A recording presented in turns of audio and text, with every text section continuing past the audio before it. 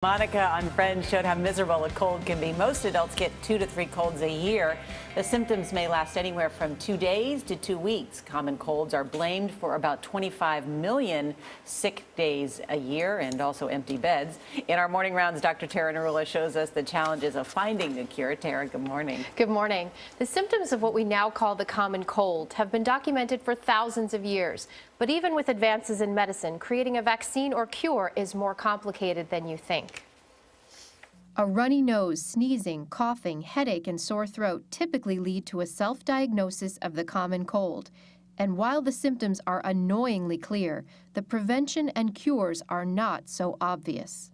About 200 different viruses cause the common cold. The viruses latch onto cells on the back of your throat and multiply, attacking your nose, throat, and airways. The common cold doesn't kill anybody. Dr. Jeffrey Linder of Brigham and Women's Hospital says for now, treating your body's reaction to the virus is your only defense. My 3 go-to things for the common cold are rest, fluids, and then an analgesic and fever-reducing medicine like either Tylenol or ibuprofen tends to help the most. Drugstores offer hundreds of over-the-counter medicines and remedies for the common cold.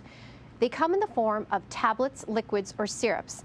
Last year, consumers spent over $7 billion on these products. And while they may offer some relief, there still is no cure for the common cold in sight. I hate to be a downer about not having a cure for the common cold, but there's a number of reasons. He says pharmaceutical companies would have to invest a lot of time and money because there's so many different viruses, and the potential drug would have to have a near-perfect safety profile. People don't die from it, and so you'd have to have something that's inexpensive, effective, and doesn't cause harm on its own. Drug companies have tried to produce a cure, but turns out the side effects were worse than the cold itself. Dr. Anthony Fauci is the director of the National Institute of Allergy and Infectious Diseases. He says it would be nearly impossible to prevent the hundreds of different viruses. Developing one vaccine against 1 or 2 or 3 of them is almost folly. The odds are your vaccine is not going to be doing a pretty good job of protecting you.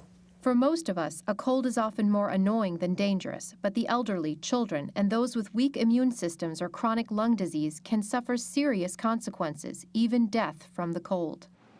Dr. Fauci and his team of researchers are focusing on potential treatments and vaccines for specific viruses that are more dangerous. We tend not to think about the cure of the cold.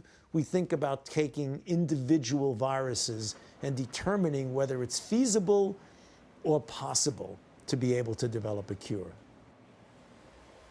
Finding a cure or vaccine for the many common cold viruses is not a top priority for the major pharmaceutical companies. So if you're suffering from a cold this holiday season, it's best you treat the symptoms, get some rest, and maybe eat some of Grandma's chicken soup. Well, it sounds like you even have a little bit of a cold. That's how we know there really is no, when the doctor has a cold. That's right, unfortunately. But I think it's an important story because I think the inclination is to go get antibiotics. Absolutely, and that's not the right thing to do. Well, we've heard you talk about what happens when you do that too often. That's right, unless it progresses to a bacterial infection, which it can. But for most people, it's not right to jump to the antibiotic. The only cure is a little suffering, yeah.